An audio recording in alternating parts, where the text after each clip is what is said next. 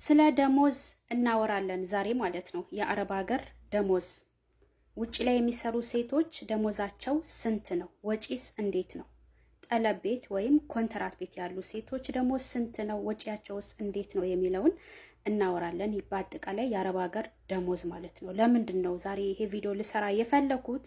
ሁለት ምክንያቶች። አንደኛ ቲክቶክ ላይ የመጣችሁ የአረብ ሀገር ሴት ደሞዝ 90 ሺህ ብር ነው፣ 100 ሺህ ብር ነው፣ 150 ሺህ ብር ነው፣ 70 ሺህ ብር ነው ስለምትሉ።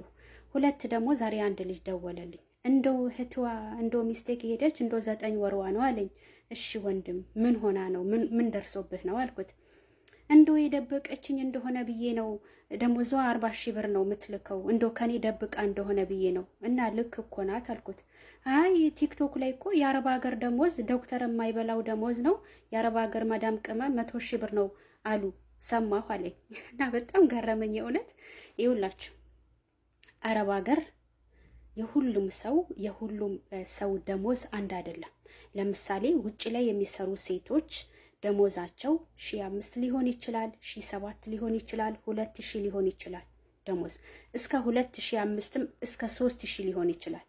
ይሄ ማለት ምንም አይነት ወጪ የለም ማለት አይደለም። አንደኛ የቤት ኪራይ ይከፈላል፣ የትራንስፖርት አለ፣ ወጪ አለ። የሚያስፈልጓት እያንዳንዱን ራሷ ችላ ነው የምትኖረው። ደሞዟ 1,500 ሊሆን ይችላል፣ 2,000 ሊሆን ይችላል። እንደነገርኳችሁ የሁሉም አንድ አይደለም። እኔ የምበላው ደሞዝ ሌላው የምትበላው አንድ አይደለም፣ ሌላው የምትበላው እኔ አንድ አይደለም። ገባችሁ? የሁሉም ደሞዝ አንድ አይደለም። በ1,000 ብር ውጭ ላይ ሆነው በ1,000 ብር የሚበሉ አሉ።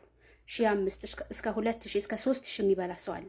ይሄ ማለት ግን ወጪ የለም ማለት አይደለም። ቢያንስ እንደው ግማሹ ለወጪ ያደረገች ማለት ይቻላል። ቤተሰብ የሚረዳ ህዝብ ነው። አንዷ ወጥታ የኔ ደሞዝ 100 ሺህ ብር ነው ስላለች ሁሉም የአረብ ሀገር ሴት ደሞዝ 100 ሺህ ብር ነው ማለት አይደለም። ወደ ኮንትራት ቤት ደግሞ ልምጣ።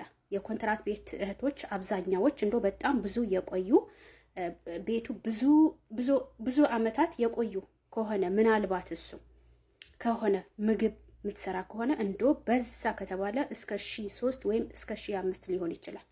ይሄ ማለት ቤት ውስጥ የምታወጣው ወጪ የለም ማለት አይደለም፣ በራሷ በበኩሏ ማለት ነው። ስለዚህ የጠለብ ቤት ደሞዝ ከ900 ሪያል ወይም ከ900 ድርሃም እስከ 1,000 እስከ 1,100 እስከ 1,200 ብር ነው። የኮንትራት ቤት ደሞዝ ከ900 ብር እስከ 1,000 እስከ 1,100 እስከ 2,000 ምንድነው እስከ 1,200 ብር። ገባችሁ? ከ900 ብር እስከ 1,200 ብር። እንደነገርኳችሁ በጣም ብዙ ጊዜ ቆይተው ከሆነ ምግብ የሚሰሩ ከሆነ ሰዎቹ መልካም ከሆኑ እንደው በቀንነት ምናልባት እስከ 1,300 እስከ 1,400 ሊያደርጉ ይችላሉ። ይሄ ማለት እነሱም ወጪ የለባቸው ማለት አይደለም። ኮንትራት ቤት ያለች ሴት ቤት ኪራይ አትከፍልም፣ ለምግብ አታወጣም ማለት ሌላ ወጪ የለም ማለት አይደለም። አብዛኛው ኮንትራት ቤት ያሉ ሴቶች ኢንተርኔቱን ላይ እየገዙ ነው የሚጠቀሙት። ተረዳችሁ? ከደሞዛቸው ላይ ቀንሱት። አብዛኛዎች ማለት ይቻላል ሀታ ቤታቸው ኢንተርኔት እያለ አለ። አሁን ለምሳሌ ማዳም ቤት ኢንተርኔት አለ አይደለ? አልሰጥም የሚሉ አሉ። አይሰጡም፣ በብርሽ ገዝተሽ ተጠቀም የሚሉ አሉ። ስለዚህ እነዚህ እህቶቻችን ከዛች ደሞዛቸው ላይ ኔት ይገዛሉ፣ ኢንተርኔት ዋይፋይ ማለት ነው። ከዛ በኋላ ደግሞ ሻምፖ ሊሆን ይችላል፣ ሞዴስ ሊሆን ይችላል። የሚያስፈልጋቸውን ሁሉ የማይገዙ አረቦች አሉ። እራሷ ከዛ ደሞዟ ላይ አንስታ የምትገዛ ኮንትራት ቤት ያለች እህታችና አሉ። በዛ ደሞዝ ላይ 900 ሊሆን ይችላል፣ 1,000 ሊሆን ይችላል፣ 1,200 ሊሆን ይችላል። ከዛው ደሞዝ ላይ ደግሞ ዩኒፎርሟ፣ ሻምፖ፣ ሙዴስ፣ ኮንዲሽነር የሚያስፈልጋት እያንዳንዱ ነገር ልትገዛ ትችላለች። ስለዚህ ሁሉም የአረብ ሀገር እህቶች ደሞዝ አንድ ነው ማለት አይደለም። እባካችሁ ያ ከልባ ያ ሄዋን ራሳችሁን ወክላችሁ ተናገሩ። እዚህ ቲክቶክ ላይ መጣችሁ የአረብ ሀገር ደሞዝ ይሄን ያህል ነው የምትሉ ሴቶች ማለት ነው። እኔ ኢትዮጵያ ውስጥ ያላችሁ እህቶች ቲክታክ ተጠቃሚ አረብ ሀገር መምጣት የምትፈልጉ እርግጠኛ ነኝ አላችሁ። እዚህ ኮሜንት ላይም ሁሌ ስለምትጽፉ ይሄ ሁላችሁ አረብ ሀገር ኑ፣ ስሩ፣ ተለወጡ፣ ችግር የለውም። እንደውም ኢትዮጵያ ውስጥ ሰው ቤት ከምትሰሩ አረብ ሀገር መጥታችሁ 2-3 ዓመት ሰርታችሁ ብትሄዱ ራሳችሁም ቤተሰቦቻችሁም በተወሰነ መልኩ ትረዳላችሁ ማለት ነው። ላኪን ግን እዚህ ቲክቶክ ላይ የአረብ ሀገር ደሞዝ 100 ሺህ ብር ነው 150 ሺህ ብር ነው የሚሉ ሴቶች አትስሙ። እስከ 200 ሺህ እስከ 150 ሺህ እስከ 130 ሺህ የሚበላ አለ። ውጭ ላይ ሆኖ ደግሞ እስከ 60 ሺህ የሚበሉ አሉ። ስለዚህ መቼም ይገባችኋል ብዬ አስባለሁ። ተረዳችሁ አይደለ?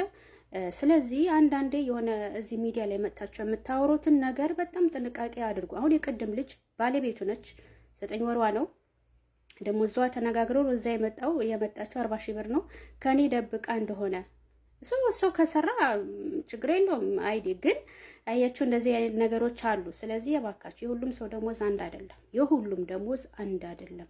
ውጭ ላይ የሚሰሩ ሴቶች ደሞዛቸው እንደነገርኳችሁ 1500 1003 ሊሆን ይችላል፣ 2000 3000 ሊሆን ይችላል። ግን ወጪ በጣም ብዙ ወጪ አለ።